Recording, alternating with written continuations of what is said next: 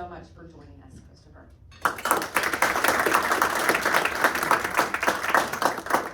Thank you so much for that very kind introduction, and what a pleasure it is for me to share my Christian testimony with you this morning. To start with, I was raised in a quote-unquote Christian home, and I went to church and read the Bible occasionally, and my parents had me baptized when I was quite young, and they told me that I was a Christian, so I believed that I was, and yet my lifestyle did not characterize anything that I now know to be a Christian. I just believed some facts about Jesus, that was all. I started the guitar at the age of 11 with the inspiration of a cousin of mine who at that time was staff guitarist at MGM Studios. His name was Jack Marshall, and he told me to do two things. He said, first of all, start with classical guitar and gain a good foundation in guitar technique. He said, if you can play the classical style, you can play any other style with great ease. And secondly, he said, get the records of Andre Segovia. He's the greatest guitarist in the world. So I started classical and loved it, stayed with it. Now my dad said, okay, you want to play the guitar? Then you need to get up at 5 o'clock in the morning, start practicing at 5:30.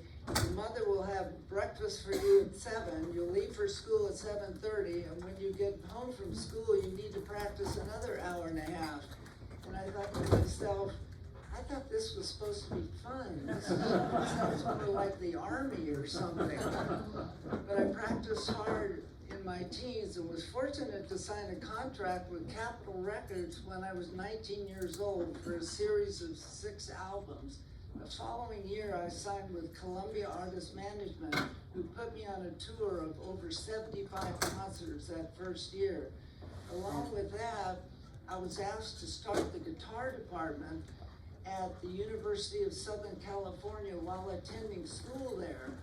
So that made for a very busy lifestyle, but the best part of that was that I got a faculty parking permit as an undergraduate. And that was the best part.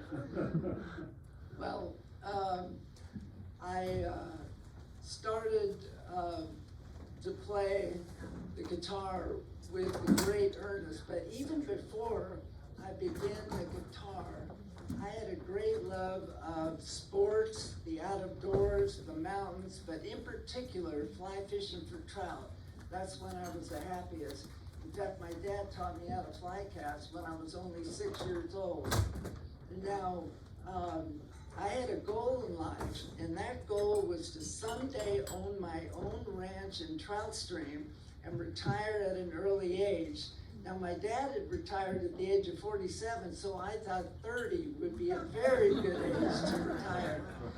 So I worked hard in my 20s. I was playing over 90 concerts a year all over the United States, Canada, Europe, Asia, and was finally able to buy my ranch in trout stream in the southwest part of the state of Montana, close to Bozeman, Montana. And I moved up there, and believe it or not, only 1 year after I got everything that I thought would make me happy, there was this emptiness inside. I was bored with my life, and I couldn't understand why. I thought, if you have everything that you've ever wanted in life, and still there's this emptiness, what else is there? Well, I went to Los Angeles to visit some friends and family, and a former neighbor happened to lean over a backyard fence and invite me to a Bible teaching church where I heard John MacArthur preach a sermon entitled, "Examine Yourselves Whether You Be in the Faith." And he preached from Matthew 7, where Jesus said, "You will know a true Christian by their fruits or deeds. Not everyone who says unto me, Lord, Lord, will enter the kingdom of heaven, but he who does the will of my Father who's in heaven. And many will say to me on that last day, the day that they die, Lord, Lord, and I will say unto them, depart from me, I never knew you." When he spoke those words from the Bible, my whole life flashed in front of me, and I thought, that's me. I would stand before Christ, and he would say, "Depart from me, I never knew you. You never cared about the things of Christ. You never cared about being obedient to my commandments. You never cared about glorifying me with your life or with your music. All you cared about were your ranches and trout streams. Depart from me. Well, suddenly I realized that I wasn't a Christian at all. Well, I believe some facts about Jesus. I believe that he was the Son of God. I believe that he died on a cross for the sins of the world. I believe that he rose again the third day. I believed all the right facts, and I suppose that I even wanted a Savior to save me from hell. But what I did not want was a Lord of my life that I should follow and trust and be obedient to. Well, I went home that night, and I gave my life to Christ for real. And I asked him to be my Lord and Savior and to forgive me of my sins. And by his grace alone, he did save me. And you know, from that moment on, I had a great hunger for what the Bible had to say. And I was reading in First Corinthians one day, and I read a passage which said, whatever you do, do all for the glory of God. And I realized that there was only two things I knew how to do. One was fly fish for trout, and the other was play the guitar. And the latter option seemed the better one to pursue. Somehow a career in fly fishing for the Lord just didn't seem the way to go. So I started to play the guitar again, but this time for an entirely different purpose. And you know, growing up, I had loved the music of Johann Sebastian Bach, but especially when I read what he said about music. Did you know that he said, and I quote, "The aim and final reason of all music is none else but the glory of God." And he would sign at the end of many of his compositions the initials S period, D period, G period, standing in Latin for Soli Deo Gloria, for God alone the glory. And I thought if Bach could use his great ability and talent for that purpose, that would be the least that I could do with whatever ability or talent God had given me. So I started to play the guitar again, and this time for a different purpose.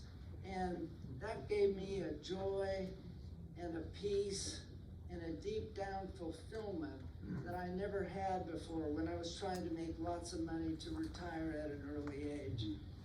Now, in conclusion, I'd like to relate a story that's based on 2 Corinthians 12:9, which says, "My grace is sufficient for you, for power is perfected in weakness.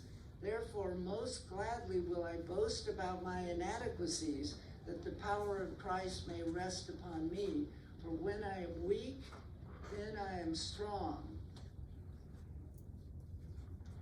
And when I heard that verse, it applied directly to a frightening experience that happened to me a few years back. I was up vacationing in the High Sierras, fly fishing for trout, and I had invited my sister, her husband, and their 3 young children up to the cabin to fish. And it was morning time, and I thought I would close up the old, heavy couch bed in the living room. And I came up to the left side of the bed, and I started to close it up, and I didn't realize that the ring finger of my left hand was caught between 2 metal scissors in the bed. And I started to close it up, and my sister saw that I was kind of struggling, and she ran over to the other side of the bed and closed it up, and I yelled, and blood came pouring out of my finger, and we got a towel and wrapped my hand in it. And my brother-in-law said, "There's a doctor who's staying about a half mile away in a cabin. I'll run go get him." So he jumped in the car, got the doctor, brought him up. He looked at my finger and he said, "Well, the good news is it's not broken." But he said, "What you have to worry about is infection." And he said, "You better get back to Los Angeles right away." So what we did was we prayed about what to do and decided we would head home. But I had one other major problem, and that was that in 6 days, I was going to play with the Los Angeles Philharmonic at the Hollywood Bowl, the famous Rodrigo Concierto. And for some reason, I didn't feel like I should cancel that concert. And I got home and I looked at my hand, and my hand was completely black and blue. and I tried touching my finger on the string, and it was so sore I couldn't practice at all. Well, the second day went by, and maybe I practiced about 10 minutes, but still it was very, very sore. The third day went by, and I maybe practiced up to about 20 minutes, but still my tempos were very slow, and I would normally, for an important concert like this, be practicing 5 hours a day.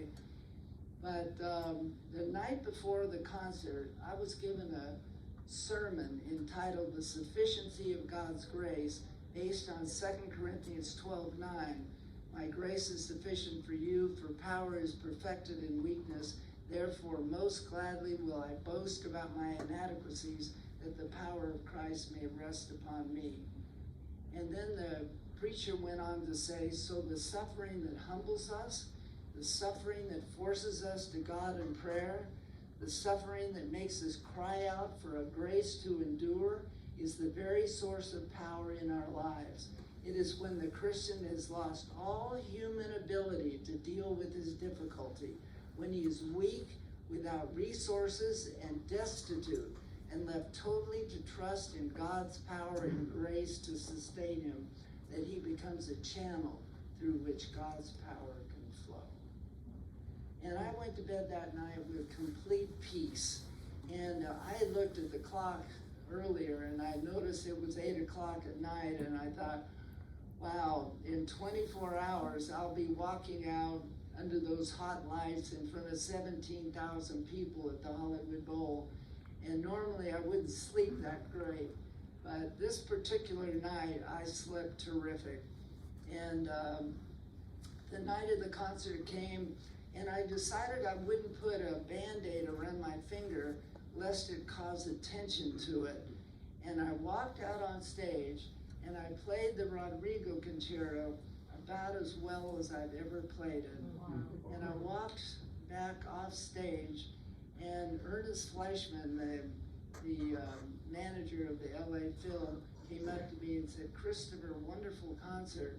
And I said, look, Ernest, and he gasped, and he said, when did that happen?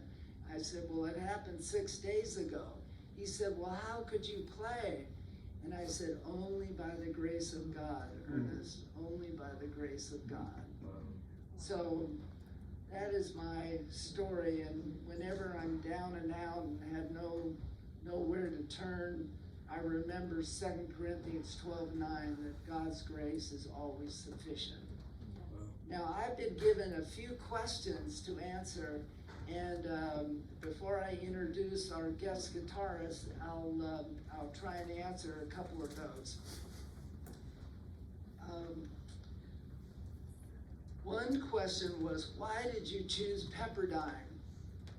And that's a good question to answer. At the same time, I was asked to chair the guitar department here at Pepperdine University.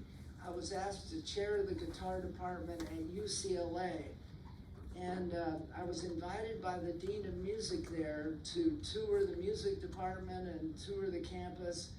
And I just found that it was very sterile and very, I don't know, dry and secular. And I realized that I could never pray with my students or share my testimony or my journey of faith. And so it was an easy decision for me to choose Pepperdine, where I have the opportunity to pray with my students and to share my faith and to encourage them in the faith. So that's why did I choose Pepperdine. And the other one that I'd like to answer, what makes your program and students distinctive to Pepperdine? The guitar department at Pepperdine has been reviewed only one time in the last few years. In 2014, Music School Central reviewed all the guitar departments in the United States, and Pepperdine ranked number 1 in the United States, and second was Juilliard, and third was USC. So we feel very proud that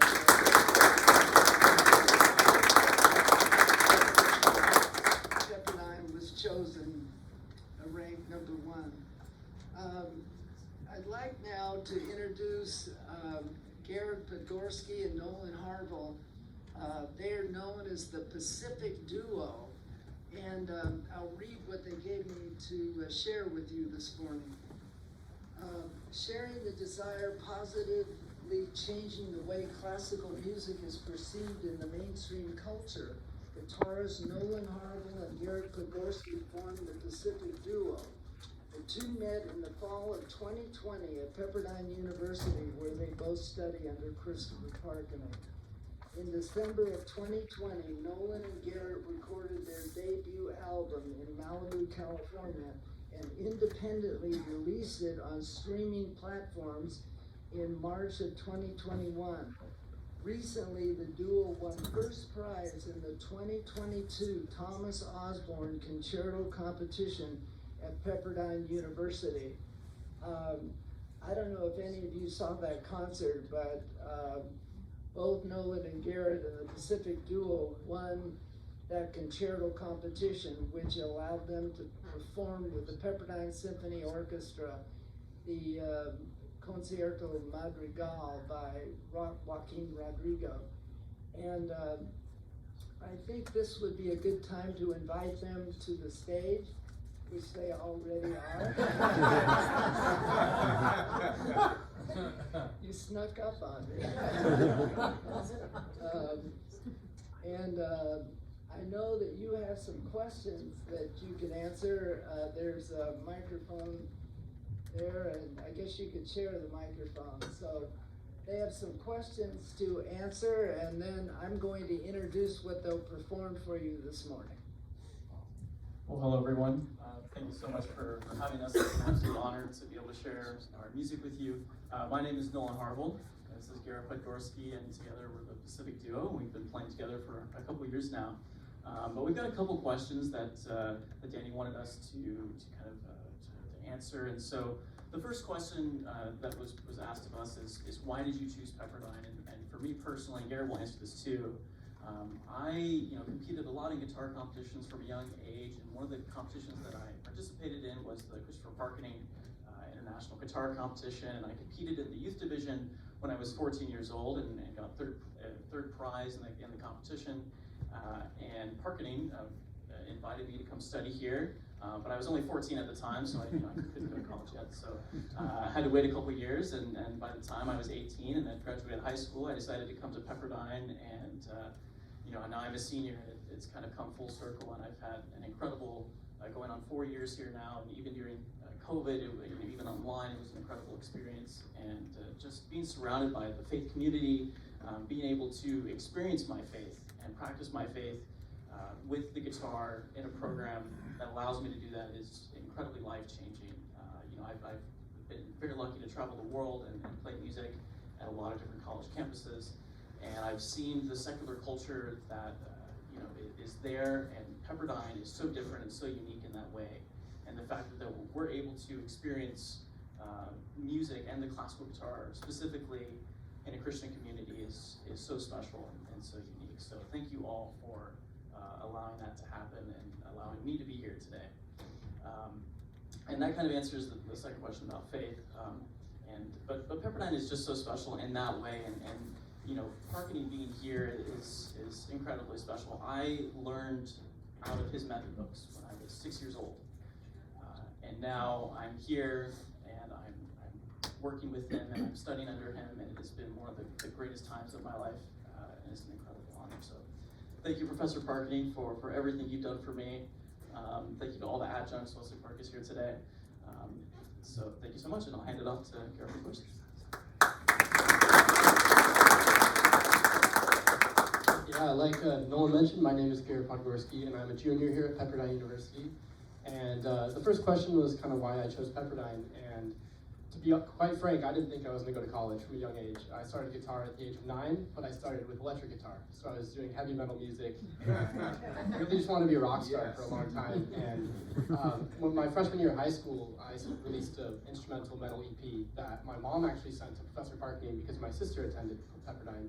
And she heard that they had a great guitar department, not knowing anything about classical guitar. So she sent it to Professor Parkening, and he reached back and invited me to a master class. So that's when I came and fell in love with the classical guitar. It absolutely blew me away.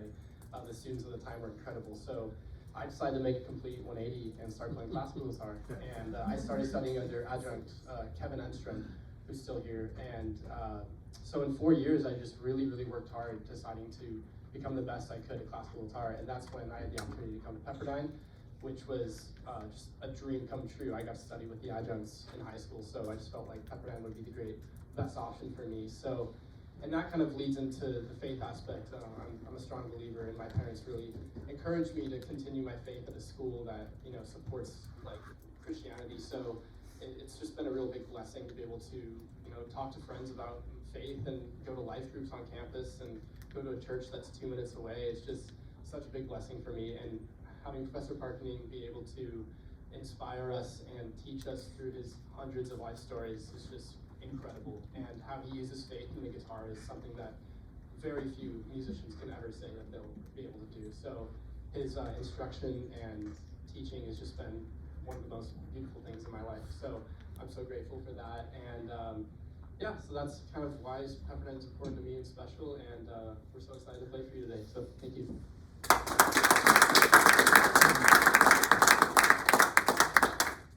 Well, I mentioned earlier that they won the Concierto competition with a piece by Joaquin Rodrigo called the Concierto Madrigal. And they're going to play the first movement of that piece for you this morning. And then their second piece, Garrett Podgorski is going to play a solo guitar version of the First Noel, a beautiful arrangement of that famous Christmas hymn. And lastly, they're going to play the Spanish piece called La Vida Breve by the Spanish composer Manuel de Falla. It's considered the most exciting piece ever arranged for 2 guitars. So this is La Vida Breve by Manuel de Falla. That'll be their final piece. So we hope you enjoy it. Thanks so much.